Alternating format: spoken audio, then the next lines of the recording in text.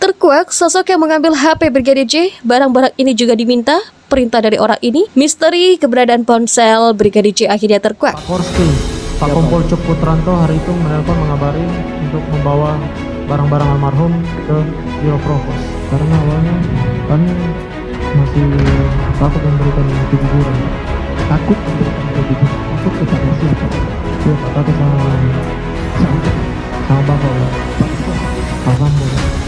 Jadi takut sama Ferdi Sambo. Nah, saksi Romer ini menyampaikan bahwa saya berubah karena sebelumnya saya itu ketakutan, keluarga saya terancam. Nah, ini menarik juga, nanti kita uji di persidangan ya. Jadi akhirnya saudara Romer ini menyampaikan yang sebenarnya, sebelumnya dia masih ketakutan karena keluarganya, karena waktu itu kalau teman-teman ingat bahwa saudara FS masih aktif ya, masih aktif sebagai Polri, sehingga saksi fakta ini ketakutan ya. Akhirnya saksi Romer ini menyampaikan semuanya yang mengenai sarung tangan dan senjata HS itu semuanya ada di BAP. Jadi perubahannya dia bukan perubahan yang negatif tetapi positif. Alasannya kenapa? Karena yang pertama itu masih ketakutan. Dia merasa bahwa keluarganya akan terancam, kemudian dia juga pun ada ketakutan. Nah, ini fakta-fakta seperti ini yang akan kami gali di persidangan, dan kami berharap bahwa saksi terbuka saja. Kami minta supaya bicara jujur aja, karena Mantan Ajudan Ferdi Sambo, Azan Romer, membeberkan fakta mengenai ponsel Brigadir J yang sampai saat ini masih dinantikan keluarga. Mantan Ajudan Kepala Divisi Profesi dan Pengamanan Kadif Propam Polri Ferdi Sambo, Azan Romer, mengungkapkan lokasi barang-barang milik Nofriansyah Yosua Barat atau Brigadir J usai tewas dibunuh. Hal itu diungkapkan Romer saat dihadirkan jaksa penuntut umum sebagai saksi dalam kasus pembunuhan berencana terhadap Brigadir J untuk terdakwa Ferdi Sambo dan Putri Chandrawati. Lokasi keberadaan barang milik Brigadir Yosua diketahui ketika hakim menanyakan kepada Romer perihal barang-barang yang disita ketika kasus itu diproses di kepolisian. Ada mengambil barang-barang si Yosua? Tanya Hakim Wahyu dalam persidangan di Pengadilan Negeri Jakarta Selatan Selasa. Tidak ada yang mulia, jawab Romer. Mendengar jawaban itu, Hakim Ketua memperjelas pertanyaannya mengenai apakah ada pihak kepolisian yang meminta barang-barang milik Brigadir J setelah peristiwa yang menewaskan Ajudan Ferdi Sambo itu.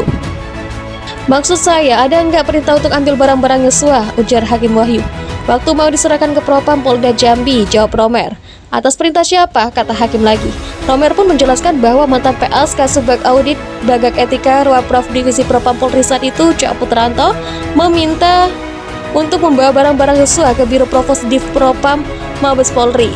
Menurut dia, barang milik Yosua itu diambil dari kamar ajudan di rumah dinas Sambo yang berada di Jalan Saguling Duren 3, Jakarta Selatan. Apa barangnya? Tanya hakim. Ada baju, celana, sepatu, tas, ada koper juga. HP ada dalam tas, terang Romer. HP berapa? Lanjut hakim. 2, jawab Romer. Dalam kasus ini, Sambo dan Putri didakwa melakukan pembunuhan berencana terhadap Brigadir J bersama dengan Richard Eliezer, Ricky Rizal, dan Kuat Ma'ruf. Mereka yang melakukan, yang menyuruh melakukan, dan turut serta melakukan perbuatan dengan sengaja dan dengan rencana terlebih dahulu merampas nyawa orang lain. Papar jaksa saat membacakan dakwaan Eliezer di PN Jakarta Selatan Selasa 18 Oktober lalu. Dalam dakwaan disebutkan Eliezer menembak Brigadir J atas perintah mantan Kepala Divisi Profesi dan Pengamanan atau Kadif Propam kala itu, Ferdi Sambo. Peristiwa pembunuhan Yosua tersebut terjadi akibat cerita sepihak istri Ferdi Sambo, Putri Chandrawati, yang mengaku dilecehkan Yosua di Magelang. Kemudian Ferdi Sambo marah dan merencanakan pembunuhan terhadap Yosua yang melibatkan Richard, Ricky, dan Kuat. Akhirnya, Brigadir J tewas di rumah dinas Sambo di Kompleks Polri, Duren 3, Jakarta Selatan pada 8 Juli 2022. Atas peristiwa tersebut, Eliezer, Sambo, Putri, Ricky, dan Kuat didakwa melanggar pasal 340 KUHP, Subsider pasal 338 KUHP, Jo pasal 55 ayat 1 ke 1 KUHP, Jo pasal 56 ke 1 Kitab Undang-Undang Hukum Pidana atau KUHP.